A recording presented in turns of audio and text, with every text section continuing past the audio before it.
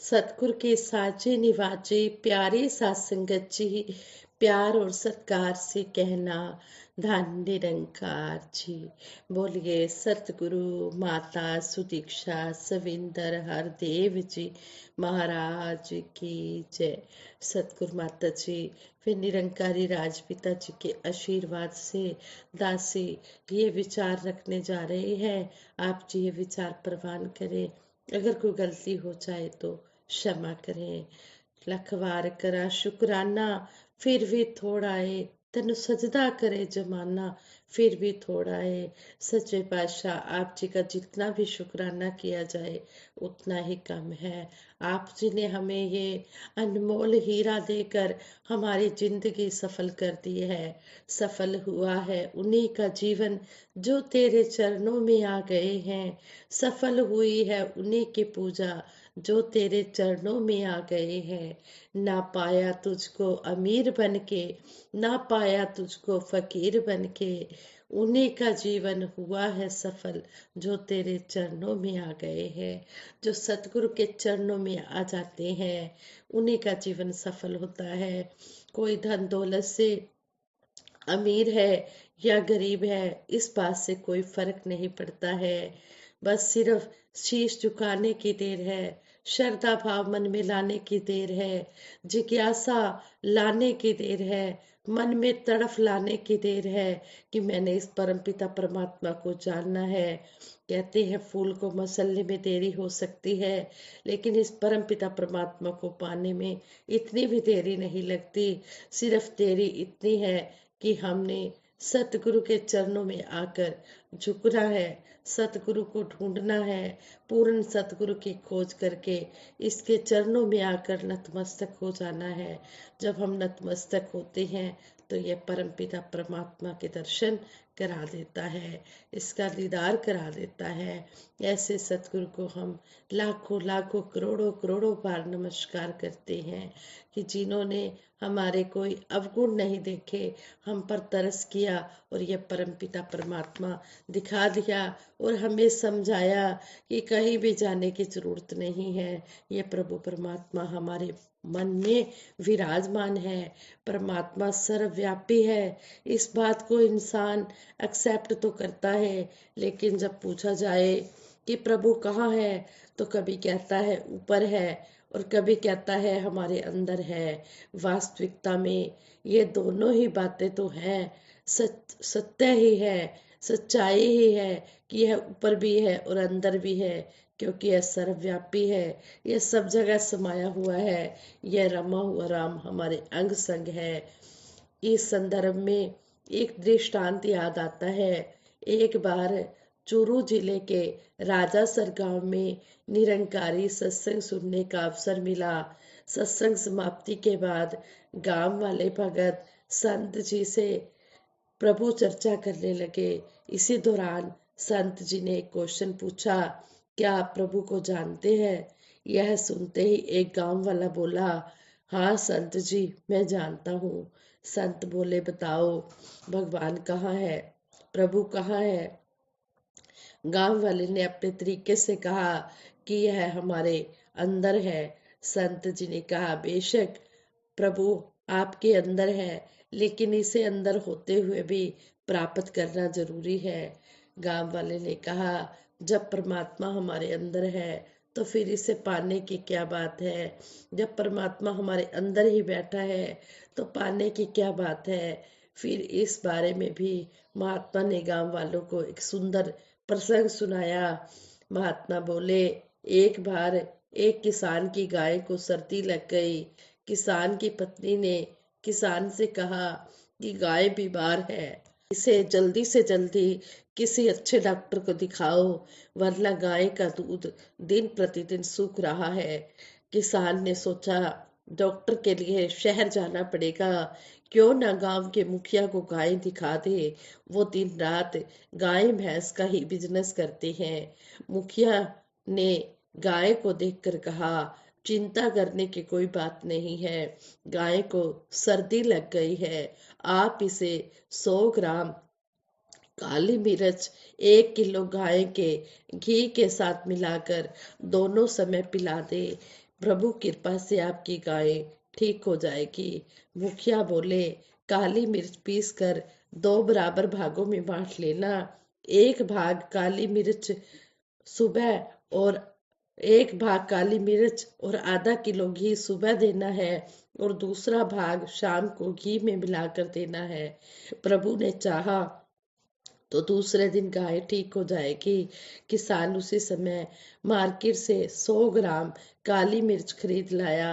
मन में विचार करने लगा कि यह तो बहुत सस्ते से ही काम बन गया, फिर हम क्यों डॉक्टरों के चक्कर में आए। वह मन ही मन सोचने लगा कि अपनी गाय के अंदर घी तो है ही, ऊपर से घी देने की क्या जरूरत है। यह विचार करते हुए घर पहुंचा। पत्नी पूछने लगी, दवा ले आए? वो बोले, मुखिया जी से पूछकर। किसान बोला, मुखिया जी से पूछकर दवा ले आया हूँ, आप चिंता मत करो, हमारी गाय जल्दी ही ठीक हो जाएगी। मुखिया जी का पशुओं के इलाज करने के संबंध में गांव में बहुत बड़ा नाम था। किसान की पत्नी को पूरा विश्वास हो गया कि अब हमारी गाय ठीक हो जाएगी। किसान ने अपनी पत्नी से पूछा, अपनी गाय के घी अपनी गाय के घी कितना निकलता है? वो बोली, दोनों समय के दूध से 1 किलो घी आराम से निकल जाता है। किसान बोला, तब ठीक है, इस काली मिर्च को दो पीस कर 2 इसके भाग बना लेना और आज गाय का दूध भी मत निकालना। इस प्रकार किसान ने दोनों समय काली मिर्च पानी में घोलकर गाय के गले में डाल दी। दूसरे दिन गाय की हालत बिगड़ गई। किसान दौड़कर मुखिया के पास गया और बोला, मुखिया जी, आपने क्या इलाज बताया? हमारी गाय की तो हालत सीरियस हो गई है, मेरे बच्चे और पत्नी रो रहे हैं, आप एक बार घर चलकर देखो। मुखिया ने देखा, गाय का शरीर गर्म हो गया था। उन्होंने किसान से पूछा, तुमने इस काली मिर्च और घी अच्छी तरह से मिलाकर नहीं दिया? किसान बोला, मुखिया जी, आप भी कैसी बात करते हैं, हमारी गाय के अंदर घी तो था ही, हमने तो सिर्फ काली मिर्च ही 2 बार गले में डाल दी। मुखिया ने कहा, अरे भाई, वो घी जो गाय के शरीर में मौजूद था, गाय के तभी काम आ सकता था जब तुम इसे दूध के रूप में निकाल कर विधि के अनुसार घी बना लेते और फिर गाय को देते। अरे किसान, तुम्हारी इस नादानी का रिजल्ट तुम्हारे साथ साथ तुम्हारे परिवार को भुगतना पड़ रहा है। किसान के पास अब पछतावे के अलावा कुछ भी नहीं बचा था। परिवार का रोना बिलखना देख मुखिया जी ने और औषधीय उपाय से किसी प्रकार गाय के प्राण बचाए। महात्मा यह कहानी सुना रहे थे और गांव वाले बड़े ध्यान से महात्मा जी के मुंह की ओर देख रहे थे, कहानी सुन रहे थे। संत ने कहा, जैसे गाय के अंदर घी था फिर भी वो घी गाय को हेल्दी नहीं कर सका, उसी प्रकार हम सब में यह प्रभु परमात्मा मौजूद है, फिर भी इससे हमें तब तक कोई लाभ नहीं मिल सकता जब तक इस प्रभु को कोई ब्रह्म ज्ञानी महात्मा प्रकट नहीं करता। संत दादू दयाल जी कहते हैं, घीव दूध में रम रहा, व्यापक सभी ही ठोर, दादू वक्ता बहुत है, काढ़े ते है और। इसी बात को संपूर्ण अवतार वाणी में युग पुरुष शहनशाह बाबा अवतार सिंह जी महाराज ने इस प्रकार फरमाया है।